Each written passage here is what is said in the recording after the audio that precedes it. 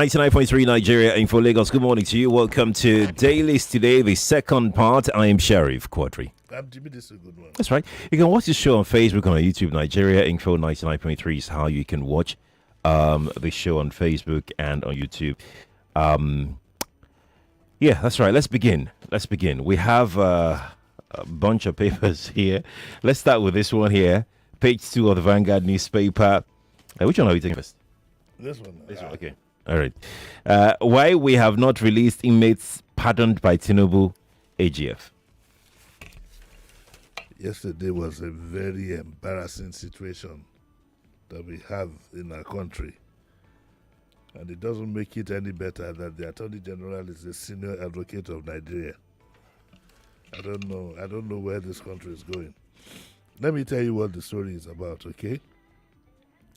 The Attorney General, Lateef Fagbemi, gave reasons why none of the inmates had been released by President Bola Tinubu. None of them have been released.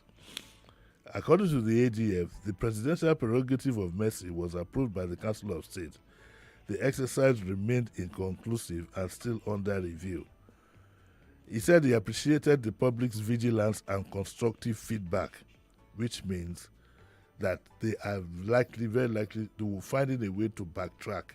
They think the whole thing has backfired. And that the product will be informed as soon as all the legal and procedural checks were concluded.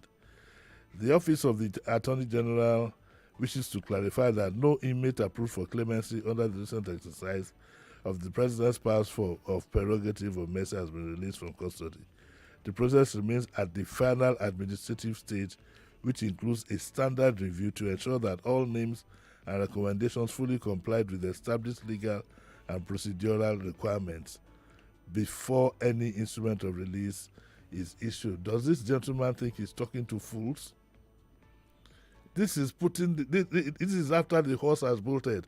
All these things were supposed to have been done and cleared before it was sent to the president and the council of, what is it called now? Before it is sent to the council of State for approval. I mean, why do our public officers do this? There is nothing wrong in the government saying that due to reaction, we want to have a review. That to me is more honest and even more respecting to the Nigerian public. Nobody is stupid here. And then it goes on to say, it is important to note that the last stage of the exercise after approval by the council is the issuance of the instrument for the implementation of the decision concerning each beneficiary. This stage affords an opportunity for a final look at the list for remedial purposes. So, is he saying that the Ministry of Justice will now override what the president has said? I mean, come on. This government has been known to have a knee-jerk attitude to a lot of things. You will remember, you will always have names being presented, then it's withdrawn, this and that. And I've said and I repeat, this government, the present government that we have, does not have the capacity to run this country administratively. It's all about propaganda. All what the AG is saying by common sense should have been done before it's passed. Okay, That's right. Who generated the list for the president? Did the president generate the list himself? Was this the one who listed all the dog barons and the murder? Was it? No. Someone did. Someone did. And the president's stamp is final. And if for any reason, this is the way I practice my life, nobody knows it all. If for any reason you can say, okay, in view of the public blah blah blah, we want to review, then we will give them kudos for being honest. For yes. But this explanation that the Attorney General gave is the most embarrassing from a senior lawyer, a senior advocate, and then the Justice Minister and Attorney General. It doesn't add up to me. It doesn't. And to say that he appreciates the what has your approval got to do with the public vigilance? Just say that, look, because like I said, because of the response to this thing, we find a need to review. But this is one review too many. This is one review too many. I said it again and again. This government doesn't have the capacity administratively to lead. As we speak now, we have no ambassadors. So many things, administrative things that should jolly well have been taken care of. President Bola Tinubu should have had an idea of his major ambassadors even before he won the primaries. That is the example that somebody like Abiola was set. It's one thing to play politics, it's another thing to have the administrative experience. And that hasn't been helped, but even by his choice of chief of staff. This is very, very embarrassing. So, what are we going to say now? That, okay, the Justice of Ministry overruled the president. Is that what we are going to say? I want to see how they want to get out of this one. I'd like to see. I want to see how they want. I'd like to see that without coming out and being honest to say that, look, we never knew this kind of backlash. Who knows? The question I asked again: who compiled the list for the president? Maybe the gentleman didn't even know the various offenses. Maybe it didn't even occur to him.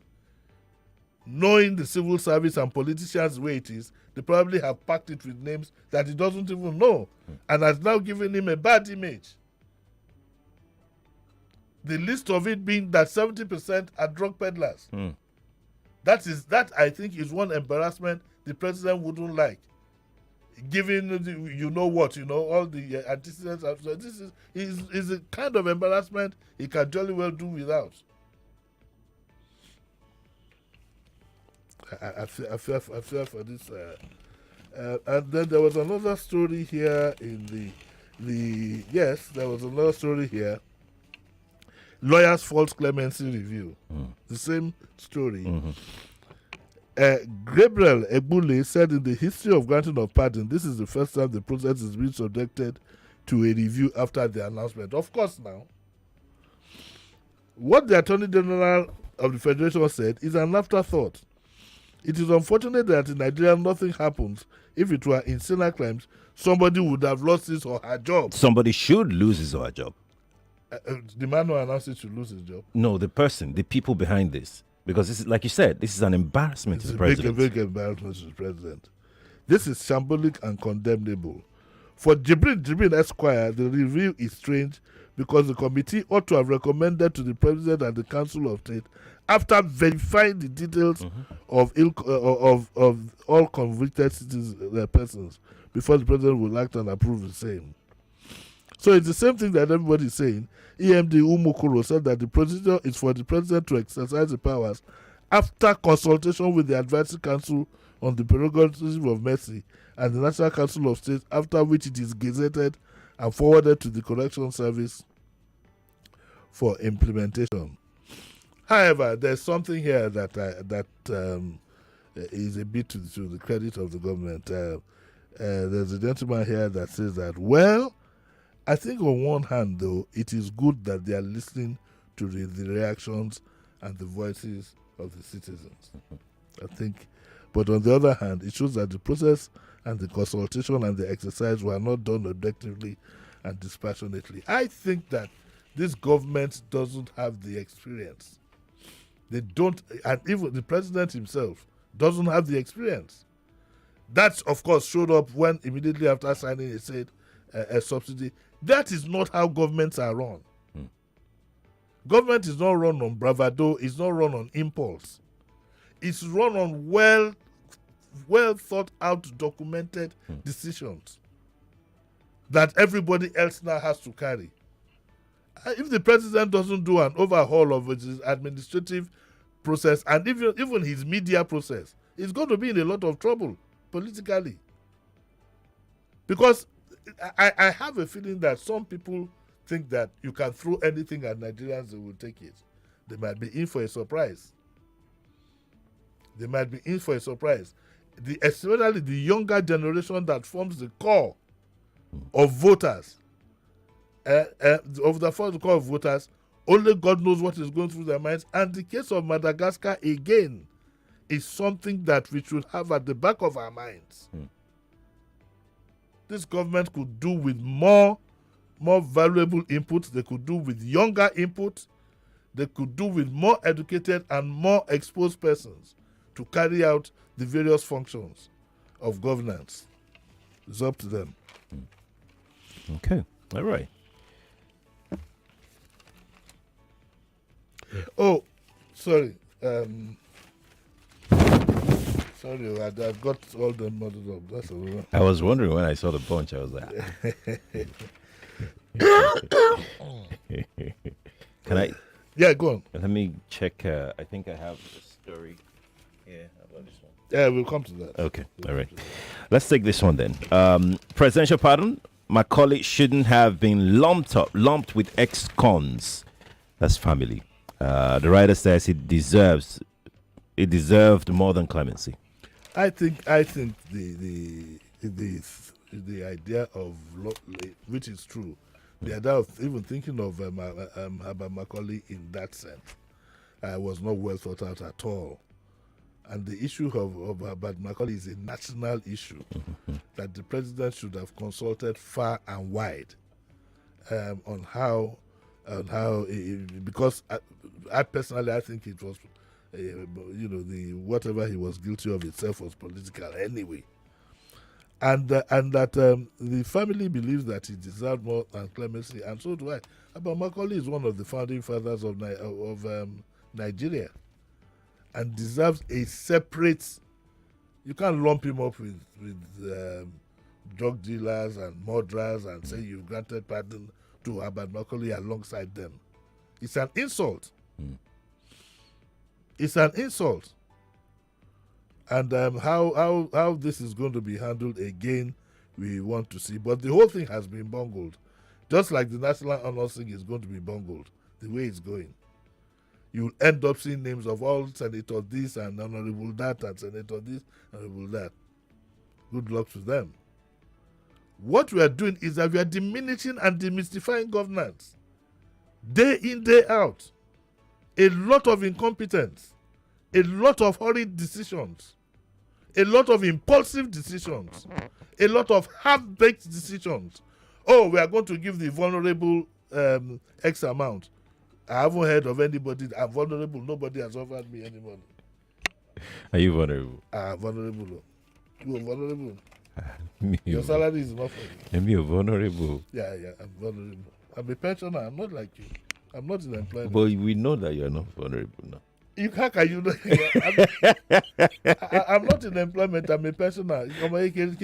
Look at me. The pensioner. Well, I mean, you got me there. Sorry, sir. You got me there. Yeah. Let's go to this story. Page 4 of the Daily Trust newspaper. Senate confirms Amukmito as INEC chair. Yeah, there's not much to be said about it because the whole exercise just showed the lack of seriousness. This is a man on who 200 and how many million of us our faith lies. He's been given an onerous job to conduct national elections and so on and so forth. The ones we have had in the past have been quite controversial. He goes for Senate clearing and is done in 3 hours. If you keep an eye on international affairs, when a judge his name is presented for the Supreme Court in America, it takes about 4 days. He will be grilled left, right, and center. But we as usual, and I blame the Senate president for all this. He's always wanted to impress the president, always wanted to show support. I don't think he has a full recognition of his brief and role to provide the balance. He has to realize that when you provide a balance for the president, it's not that you don't like him. You are helping him to succeed. But these ones are going to help him to fail if care is not taken. When you think that out of respect, the president has said this, let's give it to him. You are going to create a monster you cannot control very soon in this country. And I wish everybody good luck. But we welcome the new INEC chair. He can't say he doesn't know what is on ground. He can't say he doesn't know the skepticism of various of the populace towards the job he's going to do. It's left to how he wants to place himself in history. Jega has gone in flying colors. Okay? If he wants to do the same, it's up to him. It's up to him, actually. Nigerians will not tolerate any excuse for not doing the right thing. Once you don't do the right thing, then you are complicit with those who have stolen again the mandate from Nigeria. Good luck to him. Okay. Now to our next story on page 2 of the Vanguard newspaper. Ojus Okalu is in desperate need of media. That's Kiamo. I don't know why. We talked about spokesperson. That's why this story looks inconsequential, but it just falls in line again with what we said about spokespersons. Okay, so what happened? Ojus Okalu said he doesn't fly in Nigeria, and he made a sweeping statement, which I guess that the pilots and so on and so forth are on drugs and they smoke Igbo and this and that. And so in response, the minister felt offended. Okay, even though there's some element in truth in what he has said, some of them do it. There's a recent report that said the pilot was drunk, cabin crew gone oti fatafi. We had that report some time ago. So maybe he made a stupid statement. But in replying him, why can't you just be a gentleman? Just to say that, look, well, we consider the statement unfortunate, a sweeping statement. We shall take time to explain to him. Why can't we be gentlemen for God's sake? Instead, they said he's in desperate need of the media. Then they revisited Senator Kalu's past in the aviation business, recalling the rise and fall of his defunct airline. You know, he had an airline that failed. They made reference to that. And then this spokesperson, his name is Moshood. Moshood also suggested that Kalu's outburst might stem from lingering resentment of his failed aviation enterprise, that it was ironic for someone who has owned an airline collapse to accuse the current aviation administration of negligence. You don't need to insult people. Where is Yomi? Yomi should please approach somebody. Let them gather these spokespersons and have a 2-day seminar with them, Yomi Badejo Okusanya, and train them properly. You can't be abusing your citizens because they don't agree with you of themselves. You can polite. You do not lose anything by being polite, Sheriff. You know, in fact, there's some politeness that we don't know the art of the word, how to use the word. Maybe we should have a session to at least tell our own people sometimes how to use. Sometimes what you haven't said is heavier than what you have said. But as far as I'm concerned, it's always insult, and insult. And as far as I'm concerned, the two of them can sort themselves out at some point. Let's go to this one. Okay. Moving on to the Guardian newspaper. This is their metro section, by the way. Commuters groan as bad roads cripple movement along Lekki-Ekpe corridor. Because I am involved. They say I started the advocacy on the Echo Bridge and got it now with this one. The governor needs to pay a visit to the Lekki-Ekpe axis. It has become a metaphor for complete failure. I understand that the majority leader of the House of Assembly, the commissioner, and some people have been there. They were there last week. Okay. Last week, I think. I just got the release. And I put a call through to the majority leader of the House. He never got back to me. He just quickly got off the phone. I wanted to thank him for leaving his office and coming to see for himself what is going on. You wanted to thank him. I wanted to thank him and bring him here and thank him and honor him. And he didn't even Oh, get my to honey. As soon as I started my name, he said, I will call you back. I will call you back. I felt that maybe he lives in the neighborhood. Okay. But jokes apart now, the government has to do something about that access. There was a day I left Shogutedo. I left Shogutedo at 10 to 7. I got in at 5 after 11 here. Oh, my word. Yes. And look at the photograph here. How can a major road leading to Ekpe, leading to Dangote Refinery, leading to wherever be like this? The road is bad. It is bad. And we expect, before the rain started, the government should have done something about this. But it's surprising.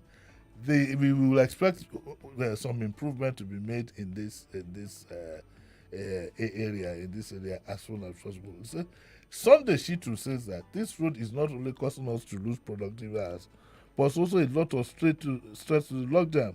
The stretch from Abraham Adesanya to Aja is hellish and terrible. Ikota to Chevron is plagued with potholes. A major road. Going to Ekpe, the Lagos state government filled some parts, but it didn't solve anything. I spent a lot of time from Ikota to Chevron. I left my house in Terrances around 5:30 a.m. I got to Tisco bus stop by 7:20. You remember the lady who came here? Mm-hmm. She left Shogotedo on Wednesday. She left last week Wednesday. She left Shogotedo at 6 o'clock because she sent me that I'm on my way. She walked in here late after 9. Another resident, Quadry. Abiani. Quadry said, I live in Ekpe and work in Oshodi, and it took me no less than 6 hours to drive to Oshodi from Ekpe because the traffic starts around Shogotedo. The road is bad and not motorable. We want to appeal to the government. We will appeal to the honorable to please continue to apply pressure and also appeal to the commissioner who I heard was also there. It's fine that you did the photo ops and showed up, but by now we should have some respite. This one now is because I'm involved in the whole. Okay, all right. Hopefully something will be done. Let's go to page 27 of The Guardian. NBA Spido. Police agree to review tinted permit policy. This is how countries are run, and this is how educated people behave. And I am glad that the Bar Association, we will thank them so much, the Bar Association section on public interest and development law and the Nigerian police have decided to come together to take another review at this tinted policy and come up with something that is more that is easier for the public to handle. Because if you see the trouble people go to get this permit. Now the question also is, I don't know whether my car is tinted or not, because I'll be arguing with the policeman.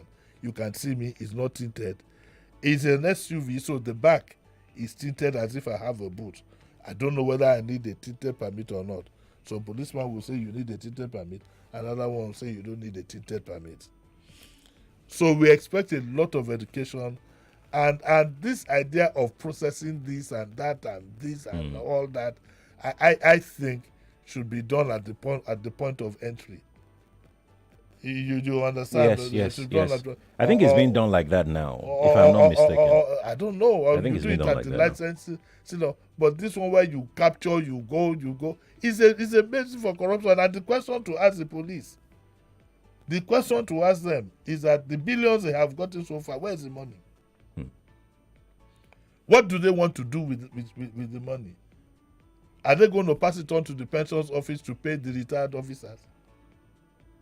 What do they want to do with the money?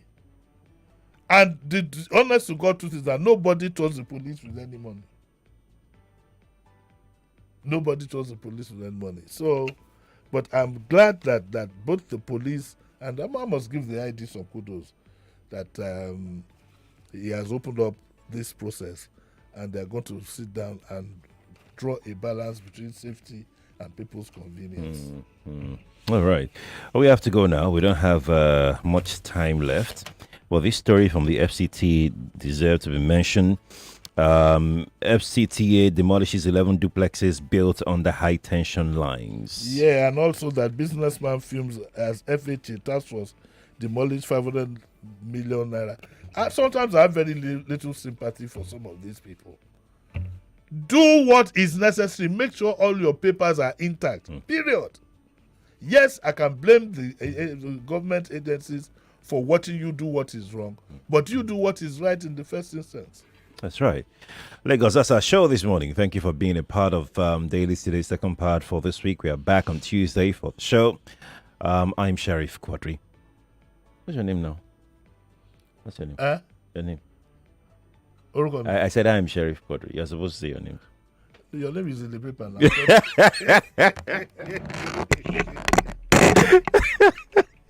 Coffee is back, Lagos. Good morning to you.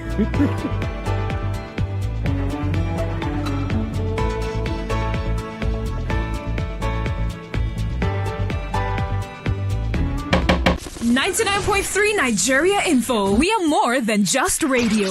Subscribe to our YouTube channel at Nigeria Info FM. Check us out on Facebook at Nigeria Info 99.3. Follow us on Twitter at Nigeria Info FM and on Instagram at Nigeria Info FM Lagos for live updates as it happens. 99.3 Nigeria Info. Let's talk.